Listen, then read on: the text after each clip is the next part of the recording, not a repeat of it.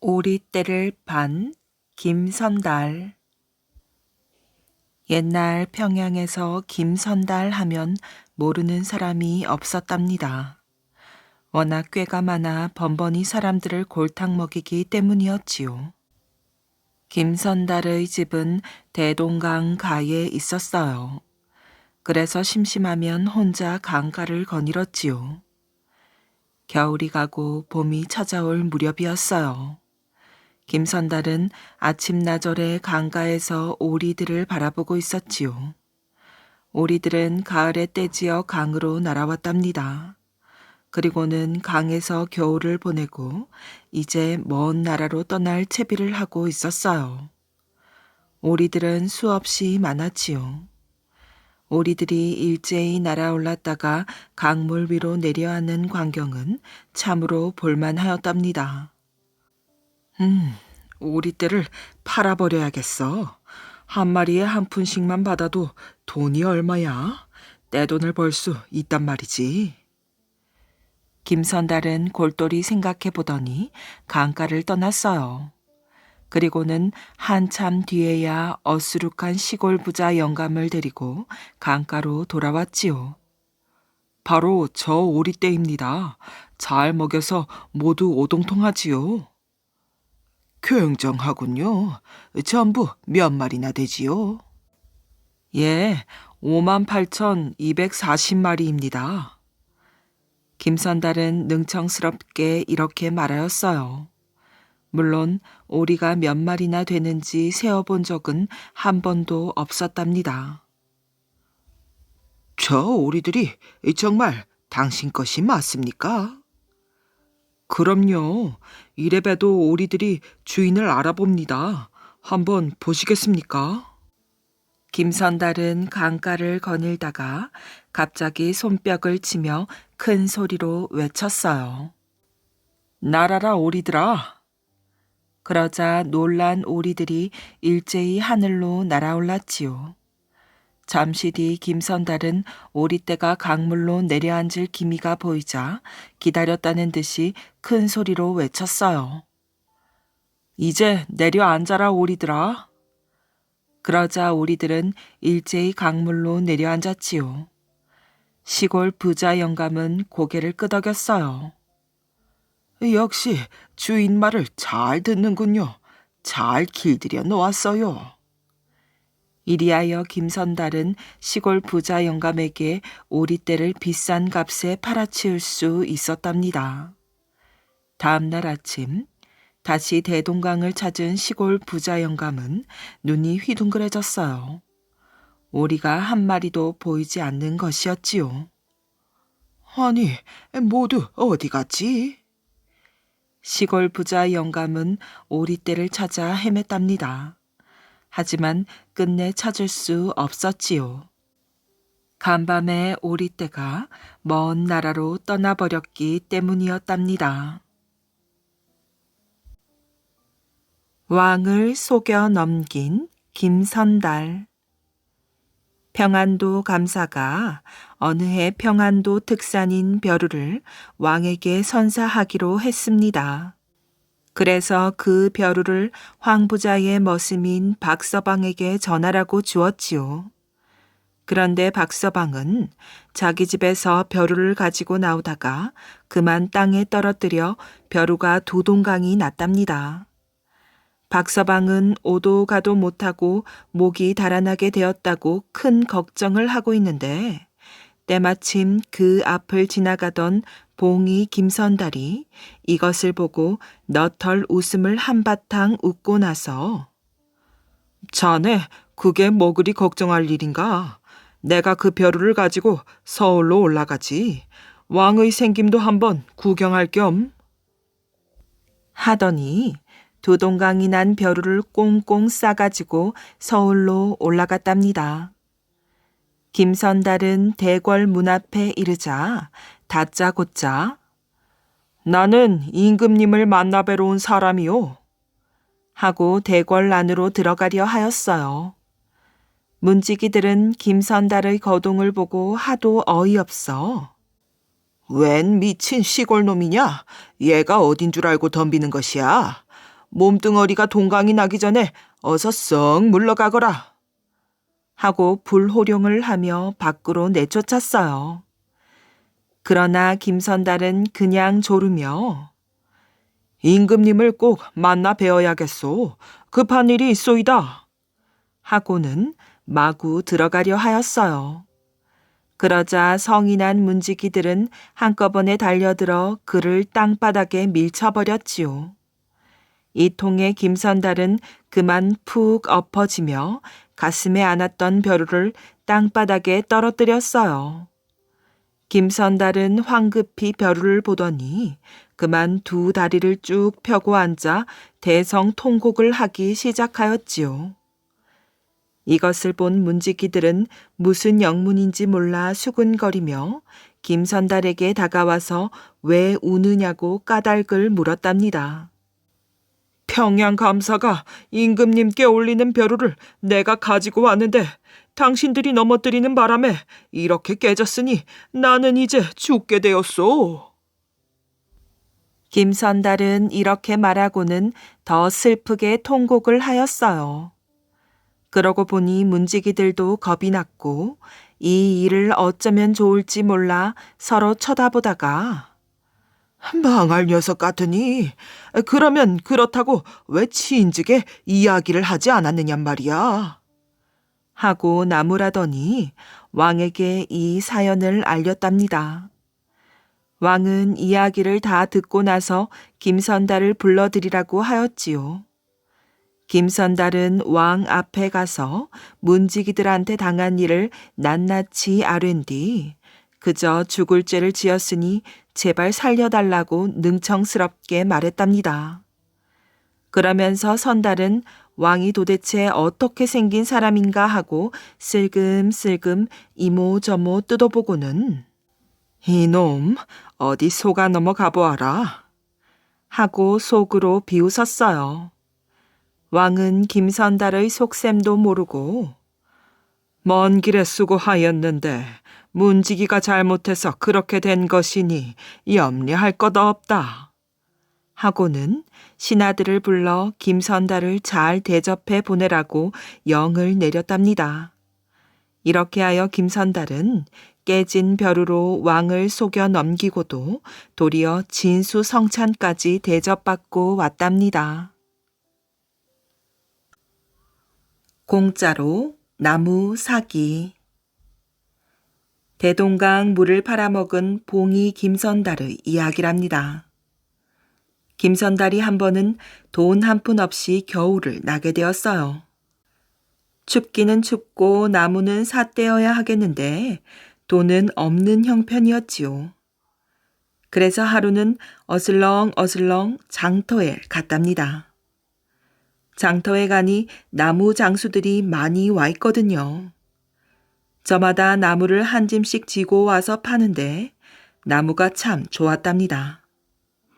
미끈한 졸가리에 굵직한 장작개비, 바싹 마른 삭정이에 오래 묵은 등걸까지 없는 게 없었어요.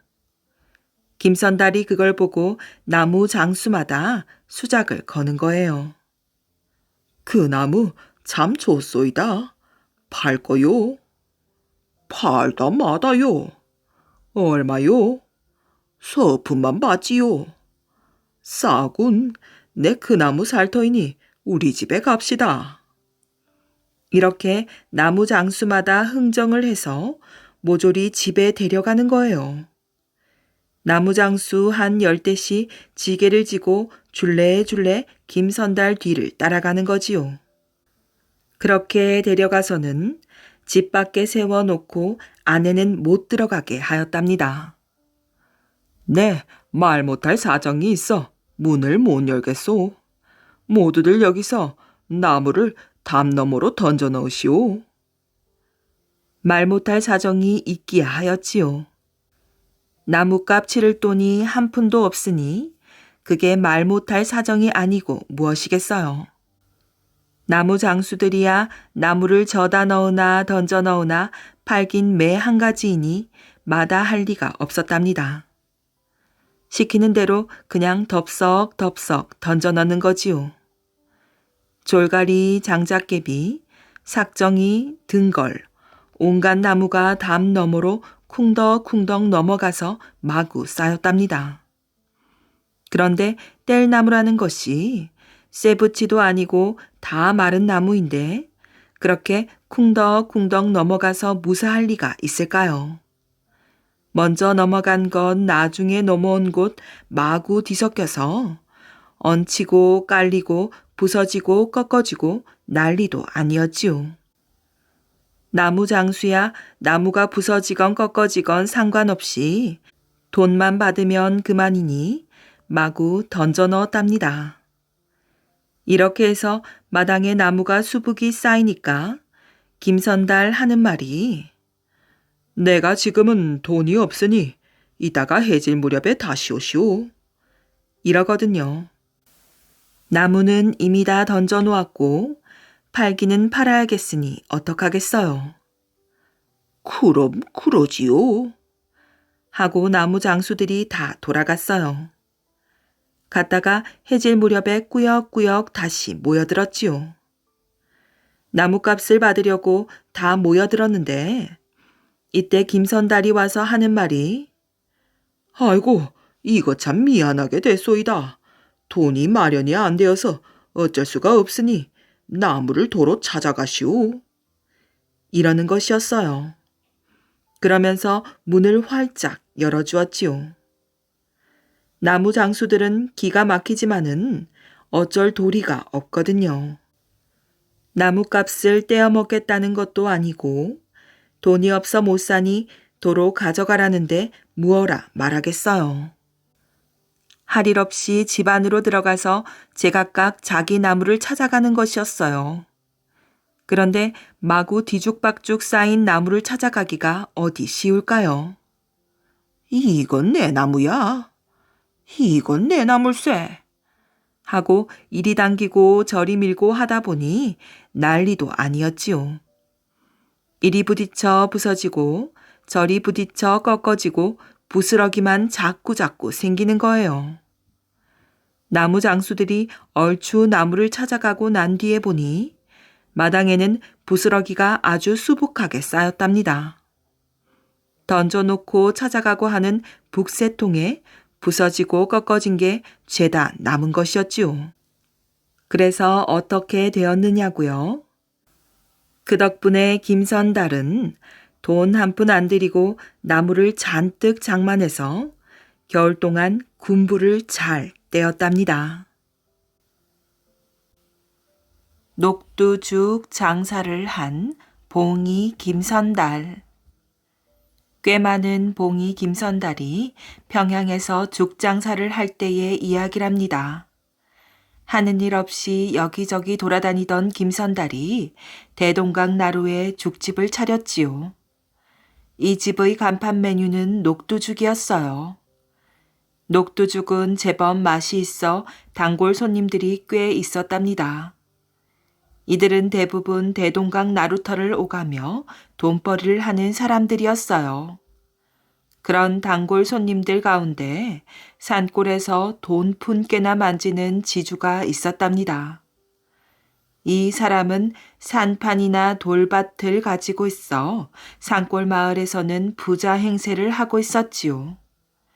산골 지주는 이따금 소작인들을 거느리고 평양을 찾아왔어요. 산판에서 거두어들인 나무찜을 배로 실어와서 평양장에 내다 팔기 위해서였지요.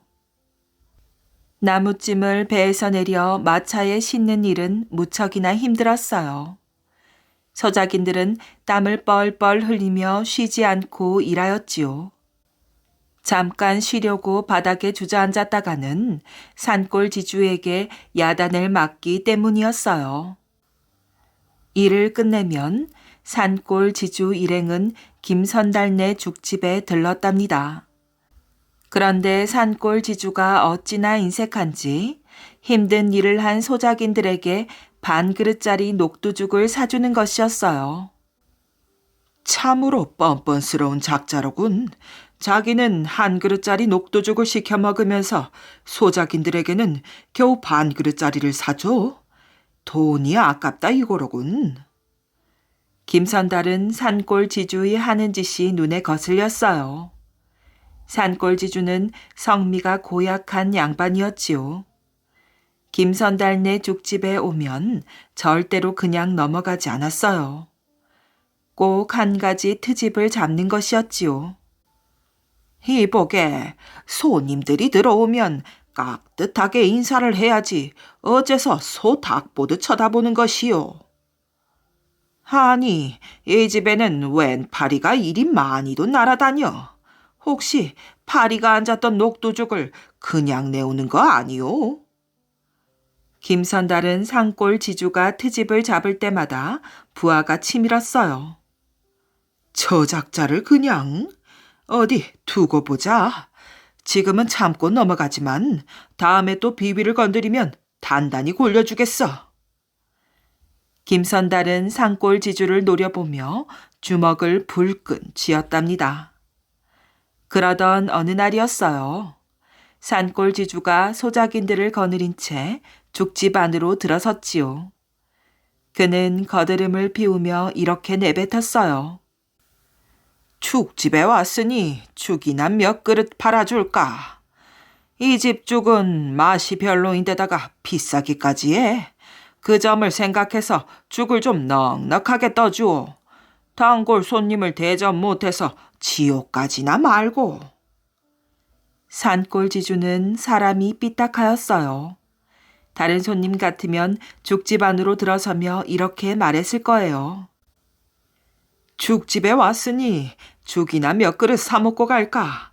이 집 죽은 맛이 제일 좋다니까 값도 싸고 내가 맛있게 먹을 만큼만 담아주시오. 단골 손님을 잘 대접하니 극락에 가실 거요. 김선달은 산골 지주의 말을 듣고 화가 머리끝까지 났답니다. 뭐가 어쩌고 어째? 보자 보자 하니 이제는 지옥을 가라고 저주까지 퍼붓네.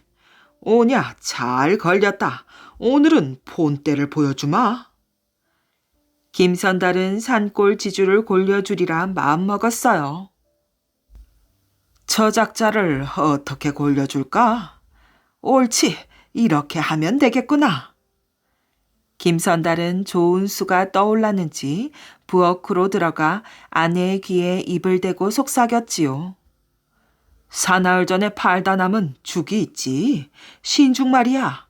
그 죽을 한 사발 떠서 저 양반에게 주라고. 알겠지? 김선달은 아내와 짜고 부엌에서 나와 큰 소리로 외쳤답니다. 단골 손님이 오셨으니 죽을 좀 넉넉하게 떠요. 초는 치지 말고. 예. 부엌에 있던 아내가 대답하였어요. 그러자 산골 지주가 발끈하여 소리쳤지요. 뭐라고? 어째서 내 죽에는 초를 치지 않는 것이요. 아주 고약한 사람들이네. 김선달은 속으로 키득키득 웃었답니다. 내 뜻대로 일이 되어가는구나. 하지만 겉으로는 영문을 알 수 없다는 듯 이렇게 대꾸하였지요. 날이 녹두죽에 초를 쳐서 드십니까? 저는 한양의 양반님들만 그렇게 드시는 줄 알았는데. 이 사람이 나를 시골뜨기인 줄 아나? 내 죽에도 초를 넣으란 말이야. 알겠습니다. 김선달은 얼른 대답하고는 부엌을 향해 소리쳤어요. 이분 죽에도 초를 치시오.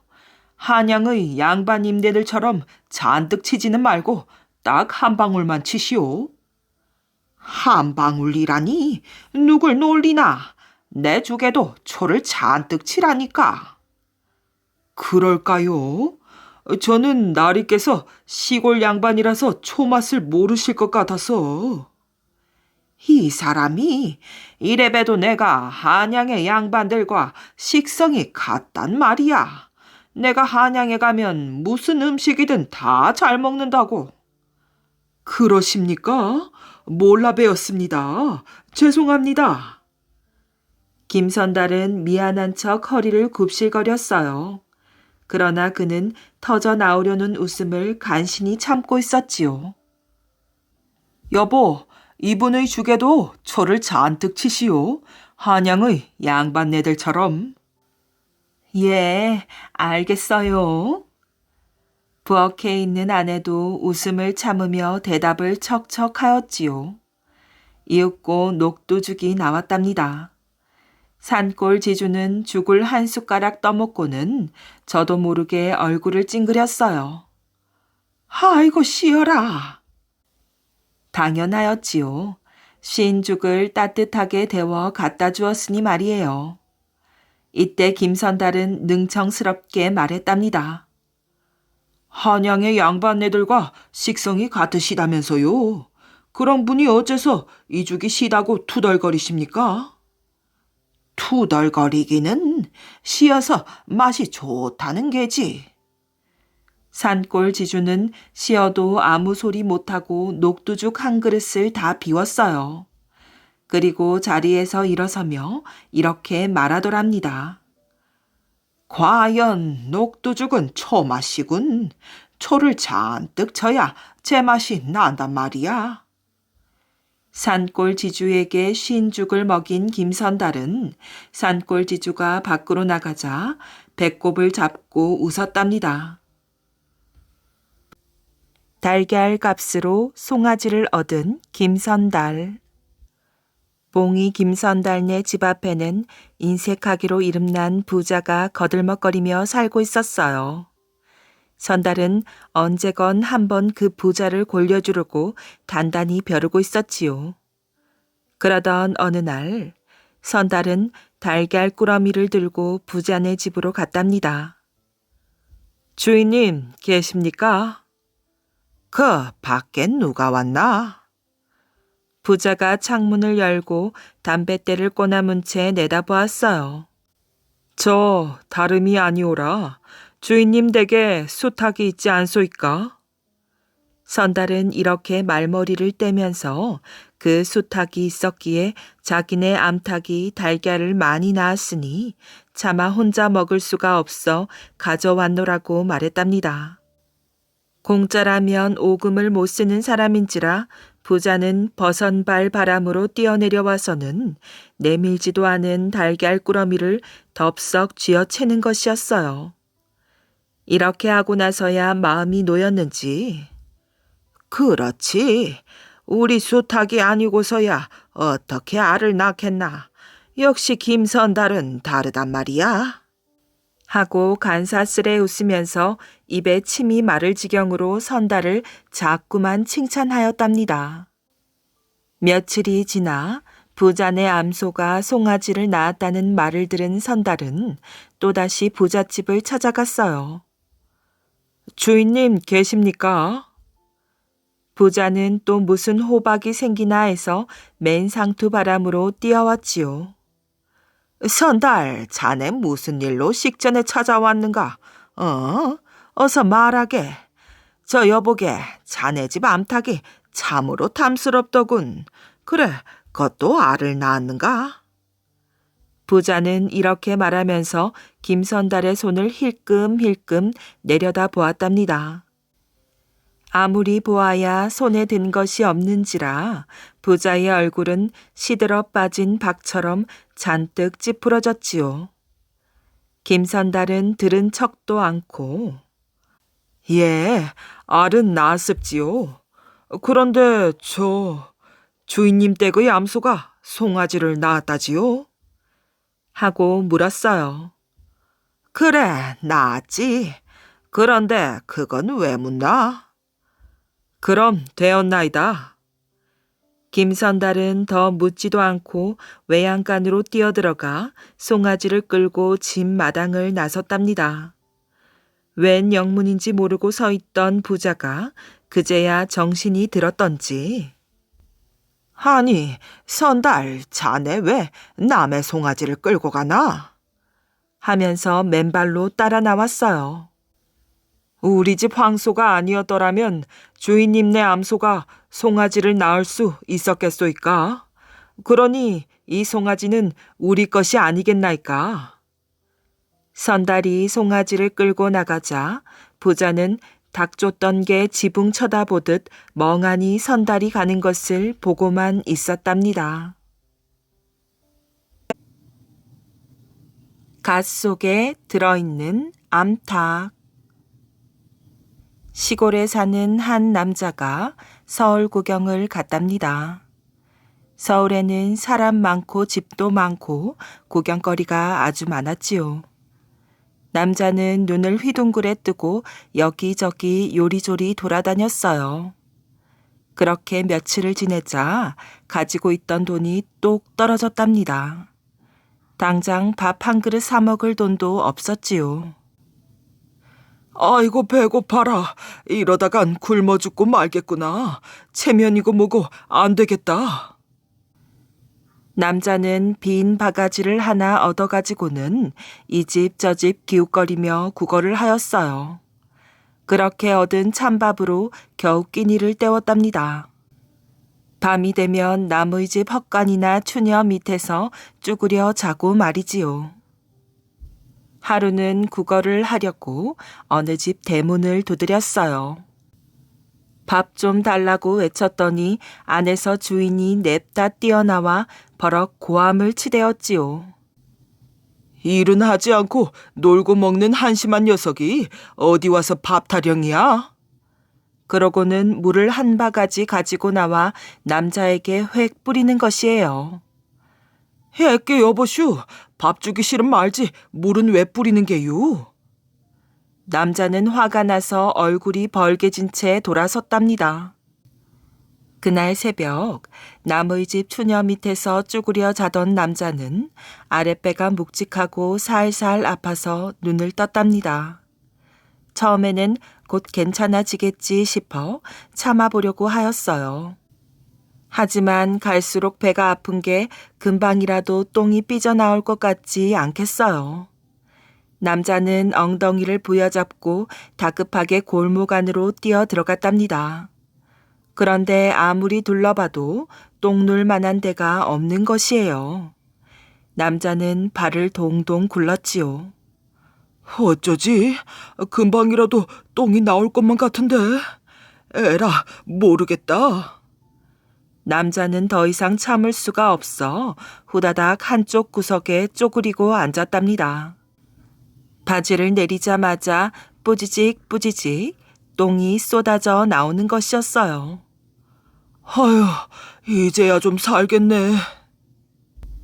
남자가 이를 다 보고 막 바지를 올리려는데 골목 저편에서 방망이를 든 포졸이 나타났어요. 포졸은 남자를 보자마자 대뜸 소리를 지르는 것이었어요. 이봐, 거기서 뭐라는 게야? 남자는 덜컥 겁이 났답니다. 길거리에다 똥을 누었으니 무사할 것 같지 않았거든요. 아, 그것이 그러니까. 남자가 우물쭈물 대답을 못하자 포졸이 가까이 다가와서 물었어요. 지금 여기서 뭘 하고 있는 거냐고? 남자는 엉겁결에 쓰고 있던 갓을 벗어 똥 무더기를 덮었답니다. 그런데 가만히 보니 포졸을 어디선가 본 것 같거든요. 어디서 봤더라? 옳거니 낮에 물을 뿌린 그 못된 놈이로구나. 이놈 어디 한번 골탕 좀 먹어봐라. 다행히 포졸은 남자를 못 알아보는 것 같았어요. 남자는 포졸을 향해 웃으며 말하였지요. 날이 마침 잘 만났습니다. 절 좀 도와주세요. 도와달라니? 시골에서 올라올 때 노자로 쓰려고 암탉 2마리를 가지고 왔는데 그만 한 마리가 달아나 버렸지 뭡니까요? 그놈을 잡으러 가야 하는데 남은 이놈마저 도망칠까봐 여기 갓 속에 가둬두고 꼼짝도 못하고 있답니다. 그래? 제가 도망친 암탉을 잡아올 동안 이 갓을 좀 잡고 계십시오. 그럼 한 마리는 나리에게 드리겠습니다. 암탉 한 마리를 거저준다는 말에 포졸은 입이 해 벌어져서 얼른 대답하였지요. 암탉을 놓치면 안 되지. 내가 잡고 있을 테니 어서 다녀오게. 이놈이 힘이 세니 꼭 누르고 계셔야 합니다. 남자는 포졸에게 꾸벅 인사를 하고는 꽁지가 빠지게 도망을 쳤답니다. 포졸은 갓을 손바닥으로 꾹 누른 채 남자를 기다렸어요. 하지만 아무리 기다려도 남자가 올 턱이 없었지요.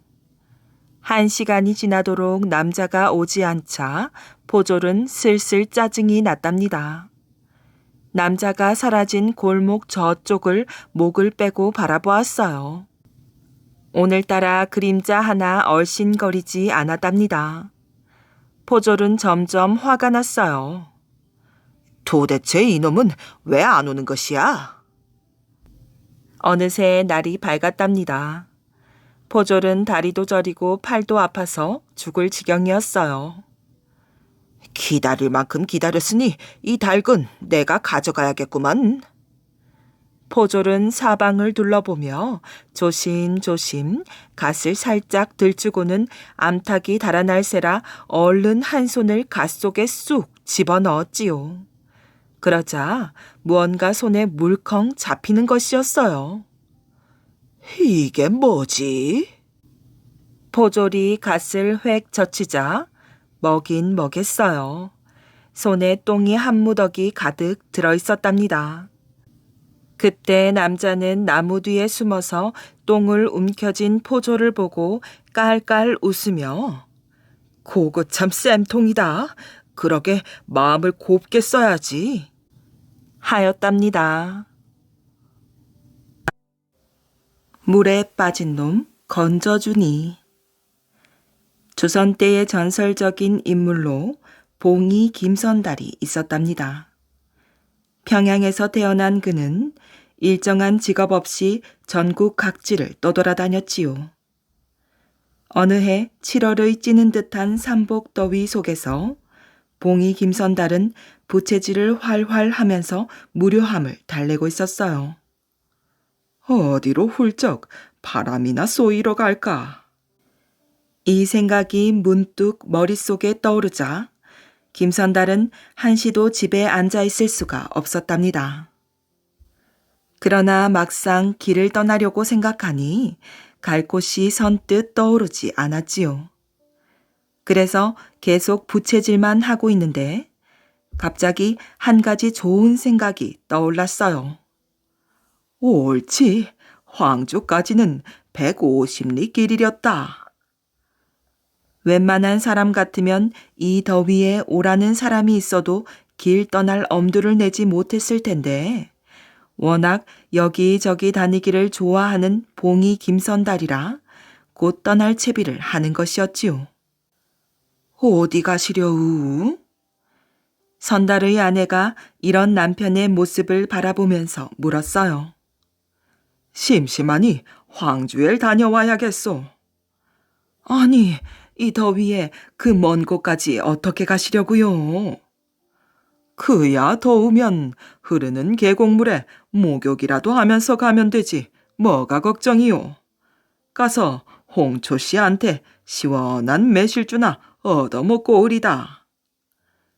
홍초 씨는 김선달의 옛 친구였어요. 오랫동안 보지 못한 옛 친구를 생각하니 잠시도 지체할 수 없었답니다.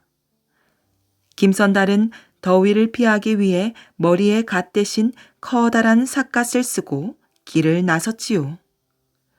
아니 여보, 노자는 안 가지고 가셔요? 부인이 걱정스럽게 말했답니다. 노자란 요즘 말로 먼 길을 떠날 때 필요한 차비와 용돈이지요. 당신은 나를 어떻게 보는 거요? 언제 내가 노자를 가지고 다니는 것 보았소이까? 그땐 집안에 돈이 없었으니 그렇지만 지금이야 사정이 달라졌잖아요. 걱정 마시오. 먹고 싶으면 먹고 마시고 싶으면 마시는 수가 다 있으니. 김선달은 이렇게 말하고 훌쩍 살인문 밖으로 나왔답니다. 거리는 7월의 뜨거운 햇볕에 잔뜩 달아올라 몇 발자국 걷기가 무섭게 발바닥이 후끈거렸어요. 그러나 봉이 김선달은 홍초 씨가 땅속에 3년째 꼭꼭 파묻어 두었다는 매실주의 새콤한 술맛에 벌써부터 침이 흘러 더운 것도 잊을 지경이었지요. 봉이 김선달은 대동강을 건너 줄곧 황주를 향해 걸었답니다. 해는 정오를 넘어서자 더욱 뜨거운 불볕을 퍼붓기 시작하였어요. 더위로 헉헉 차오르는 숨결을 내뿜으면서 바싹 말라붙기 시작하는 입술을 혀끝으로 몇 번이나 적시곤 하였지요. 하지만 마침내 갈증은 참기 어려울 정도로 김선달을 괴롭혔답니다. 이거 막걸리 생각이 간절하구나. 어디 주막이라도 없을까? 그러나 다음 순간 자기의 주머니 속에는 엽전 한 입도 들어있지 않다는 사실을 깨달았지요. 아침에 집을 나설 때 노자를 가지고 가라던 마누라 말이 새삼 아쉽게 김선달의 귓전을 울렸답니다. 해라, 언제 이 봉이 김선달이가 노자를 가지고 다녔다더냐.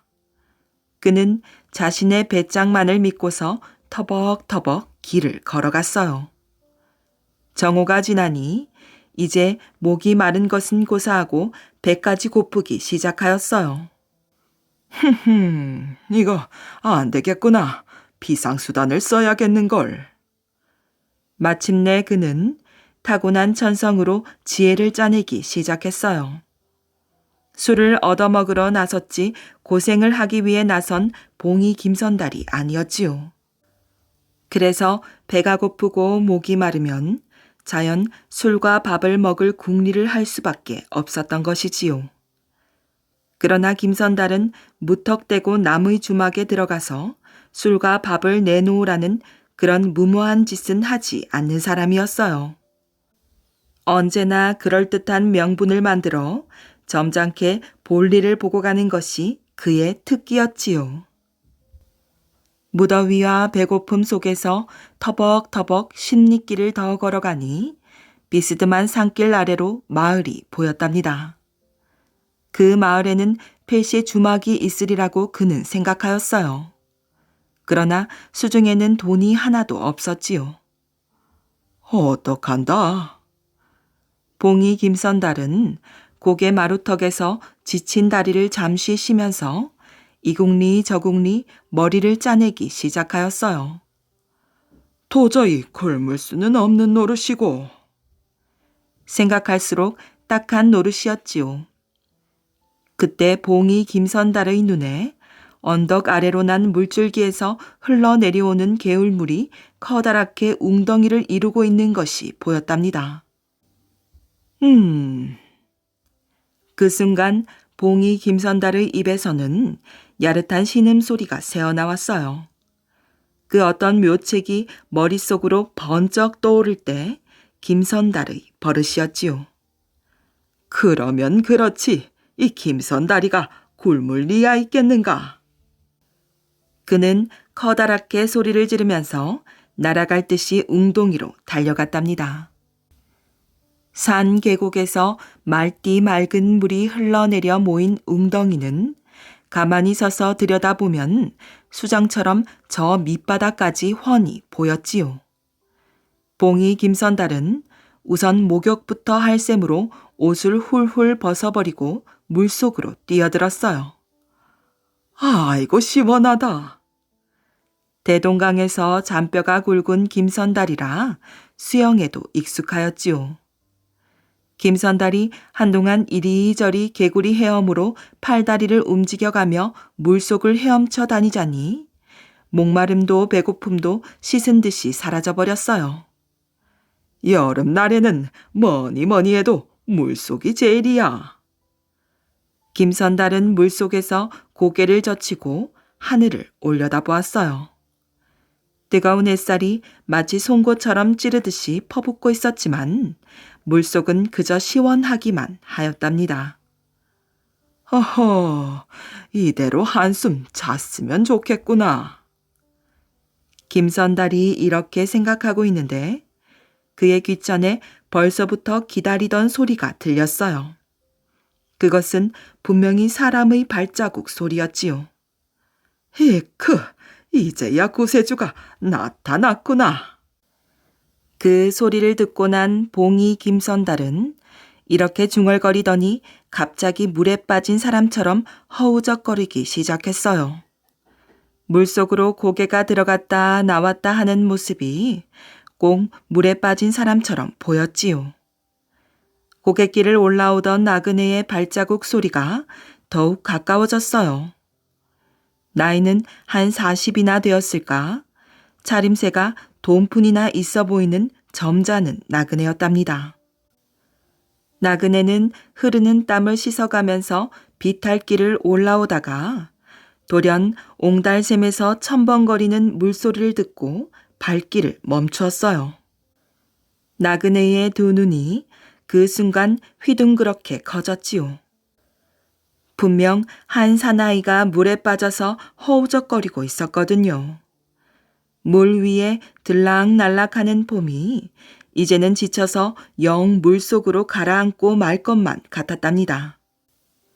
나그네는 되는 대로 옷을 벗어던지고 물속으로 첨벙 뛰어들었어요. 낯선 나그네의 부축으로 물 밖으로 끌려 나온 김선달은 사지를 쭉 뻗고 누워버렸지요. 두 사나이가 똑같이 실오라기 하나 걸치지 않은 알몸뚱이였지만 부끄러움을 따질 때가 아니었답니다. 나그네는 김선달의 사지를 주무르기 시작하였어요. 얼마나 시간이 지났을까? 의식을 잃은 듯 축 늘어져 있던 김선달의 몸뚱이가 꿈틀 움직이기 시작했어요. 여보시오, 정신 차리시오. 그러나 아직도 정신이 덜 깼는지 물에서 건져낸 김선달은 축 늘어진 채 아무런 말이 없었지요. 여보시오, 정신을 좀 차리란 말이오. 나그네는 힘껏 김선달의 몸을 흔들었어요. 여보, 정신이 두오. 도대체 이곳이 어딥니까? 김선달은 나그네를 쳐다보며 겨우 입을 열었지요. 당신이 빠진 웅덩이지 어디겠소? 혹시 여기가 저승이 아닙니까? 아니, 이 양반이 아직도 정신이 오락가락 하는 모양이군. 나그네는 어이가 없다는 듯 코웃음을 쳤답니다. 내 듣기로 저승의 사자는 얼굴에 뿔이 돋았고 울긋불긋한 옷에 방망이를 들고 있다던데. 당신은 그 벌거벗고 있으니 귀신이요, 사람이요? 김선달의 말에 나그네는 그저 어안이 벙벙하였어요. 이보시오, 똑똑히 보시오. 나는 당신을 건져준 나그네란 말이오. 네 참. 뭐라고요? 그럼 내가 죽은 것이 아니란 말씀이오? 그제야 김선달은 혼자 중얼거렸어요. 이제 한시름 놓았다고 생각했는데 이렇게 재수없이 살아나다니 얄궂구나. 이놈의 팔자야. 자기를 살려준 사람에게 고맙다는 인사는커녕 오히려 살아난 것을 한탄하니 도대체 무슨 사람이 이러겠어요. 나그네는 어처구니가 없어 그저 물끄러미 봉이 김선달을 바라보고만 있을 뿐이었지요. 아니, 여보시오. 내 보따리 못 보았소? 봉이 김선달은 벗어놓았던 옷을 하나하나 들추어 보다가 소스라치게 놀란 듯이 나그네를 보고 물었지요. 보따리라니요? 나그네는 도대체 영문을 알 수 없어 이렇게 반문하였답니다. 아까 내가 옷을 벗어놓고 그 옆에 보따리를 두었는데 갑자기 없어졌으니 누가 가져갔단 말이오? 글쎄, 나는 보지 못하였소. 나그네는 어이가 없는지 얼굴만 붉혔답니다. 여보시오, 도대체 내 보따리를 어디다 두었소? 어디다 숨겨두었느냐 말이오? 봉이 김선달은 악을 쓰면서 발을 동동 굴렀지요.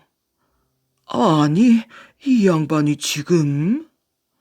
어물어물하고 있다가 틀림없이 도둑놈으로 몰릴 판이었어요. 나그네는 옷 입을 생각도 못하고 그저 넋을 놓고 있었지요. 물에 빠진 놈을 건져주니 보따리를 내놓으라고 한다더니 세상에 이런 기가 막힌 일이 또 있는가 말이지요. 이 양반이고 저 양반이고 나를 살려주었으면 내 보따리도 내놓아야 할 게 아니오. 사람만 살리고 보따리는 주지 않으니 잘하고도 원망 들을 일이 아니란 말이오. 허허, 이 양반이 난 당신의 보따리는커녕 담배 쌈지도 못 봤소. 괜히 생사람 잡지 마시오. 이 소리를 들은 봉이 김선달은 그만 대성통곡을 하는 것이었어요. 아이고, 나는 이제 완전히 죽었구나. 어느 놈이 내 보따리를 가져갔단 말이냐. 아이고, 이젠 고향에 돌아갈 노자마저 도둑 맞았으니 죽을 수밖에 없구나. 여보슈, 나를 말리지 마슈. 봉이 김선달은 말릴 틈도 없이 다시 물에 뛰어들었어요. 아니, 저 사람이? 나그네는 불에 댄 사람처럼 놀라서 김선달의 뒤를 따라 물속으로 뛰어들었지요. 나를 말리지 말아요. 김선달은 허우적거리면서도 고함을 쳤답니다. 여보시오, 당신이 그 어떤 처지에 놓여 있는지는 모르나 좌우간 살고 봐야 할 게 아니오. 나그네는 발버둥 치는 김선달을 꽉 붙잡고 다시 물가로 나왔답니다. 도대체 왜 나를 이처럼 괴롭히시오? 여보시오, 그 보아하니 아직도 앞길이 장창하신 분인데 무엇 때문에 죽으려 하는 거요? 나그네는 김선달이 또다시 물속으로 뛰어들까 봐 그의 어깨를 부둥켜 안고 사정하듯 물었답니다. 아이고, 내 팔자, 그 죽는 것도 마음대로 되지가 않는구나. 김선달은 한숨을 길게 내쉰 후에 청승 맞은 넋두리까지 시작했어요. 글쎄, 이놈의 말 좀 들어보시오.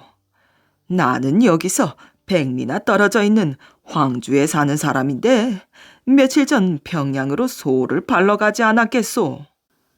집안의 재산이라고는 황소 한 마리뿐인데 아들놈의 혼주 준비를 하느라고 어쩔 수 없이 팔고 말았소.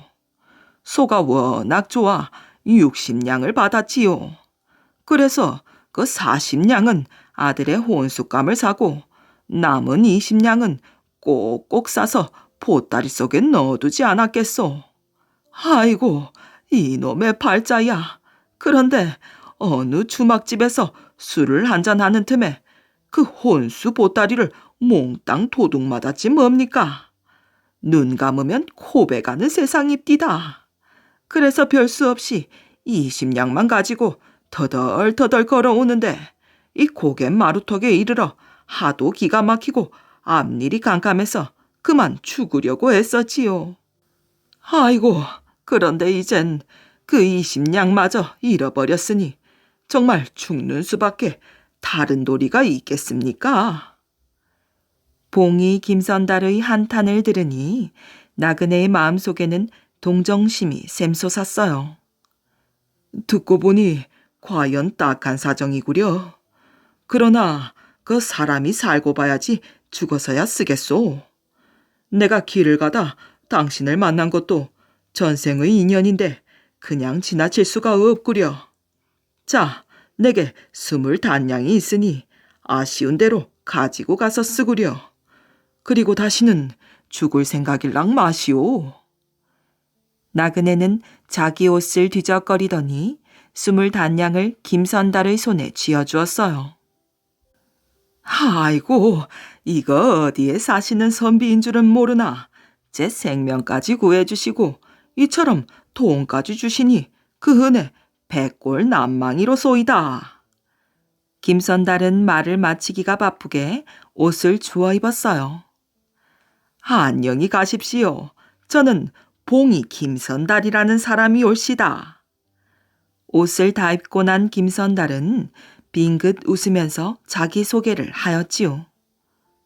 네, 당신이 봉이 김선달? 봉이 김선달이라는 말에 나그네는 안색이 싹 변했답니다.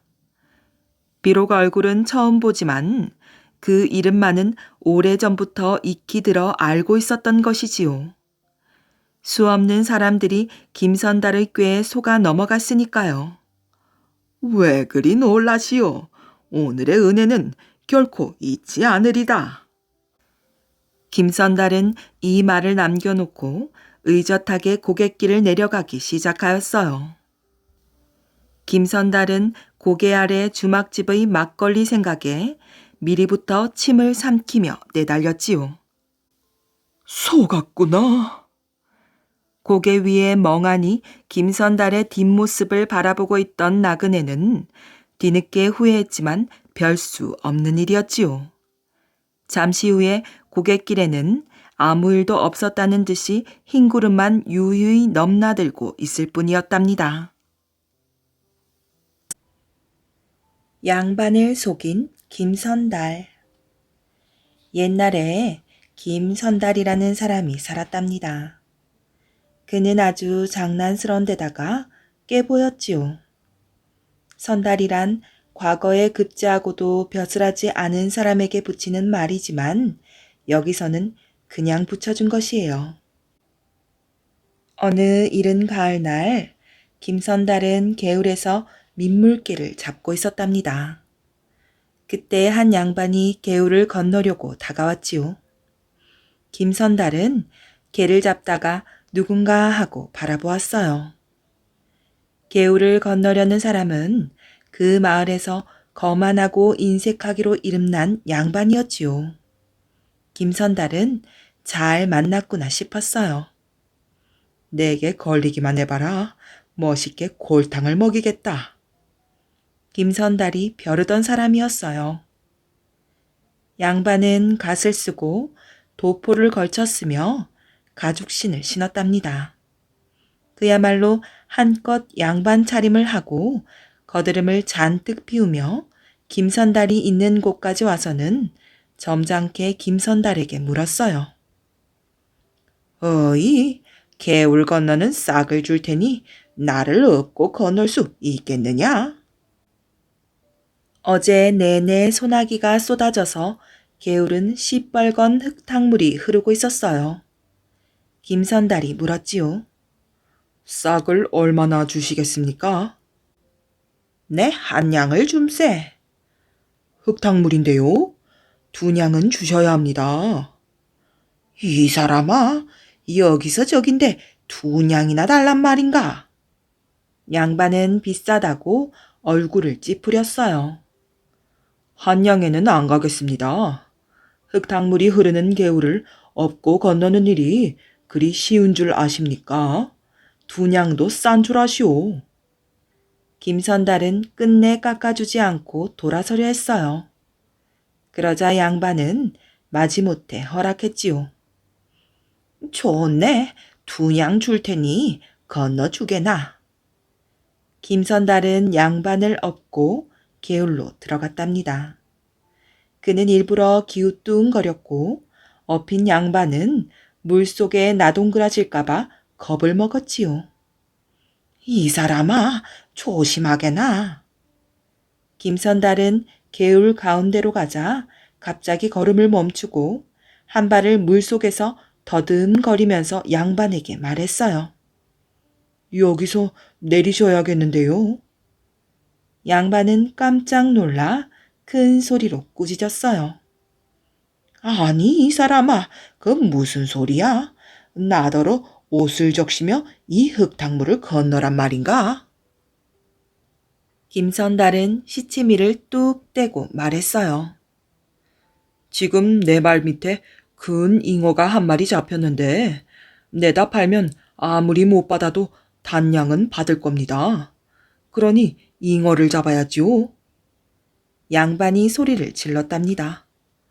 어허, 이런 일이 있나? 말도 안 되는 소리 집어치우고 어서 건너게. 나랑 먼저 약속한 게 있지 않은가? 사기 두 냥이니 두 냥보다 단냥짜리 잉어를 잡겠으니 어선 내려주세요. 흙탕물을 해치며 여기까지 온 삭을 안 받는 것을 다행인 줄로 생각하십시오. 김선달은 업은 손을 내릴 듯 하며 재촉했어요. 가만히 생각한 양반은 큰일이었지요. 자칫 잘못하다가는 흙탕물에 옷을 다 적시며 개울을 건너야 할 것 같았어요. 양반은 적당히 얼버무리려 했어요. 내 싹을 더 줄 테니 어서 건너게. 얼마를 더 주시겠습니까? 정확하게 말씀해 주십시오. 사람은 누구나 변소 갈 때 마음이 다르고 나올 때 마음이 다르다는데 엎혀서 개울을 다 건너면 다른 말 하시려고 그러지요? 김선달은 은근히 비아냥대었어요. 두 냥에다가 두 냥을 더 주지. 그러면 넉냥을 주신단 말씀입니까? 그래, 그 넉냥이네. 그러니 어서 가게나. 넉냥은 안 되겠습니다. 그럼 전 단냥짜리 잉어를 잡겠습니다. 김선달은 양반을 내려놓으려고 했어요. 그러자 깜짝 놀란 양반은 소리쳤지요. 아이고 이 사람아, 단냥 주겠네. 그제야 김선달은 못 이기는 척하며 한 발을 들어 물장구를 치며 아쉬워하는 표정으로 중얼거렸어요. 아이고, 아까운 잉어 나주네. 도망가는 걸 보니 제법 큰 놈인데. 그리하여 양반을 업고 개울을 건넌 김선달은 처음에 약속한 두 냥에 세 냥을 더 보태어 양반에게 5냥을 받게 되었답니다.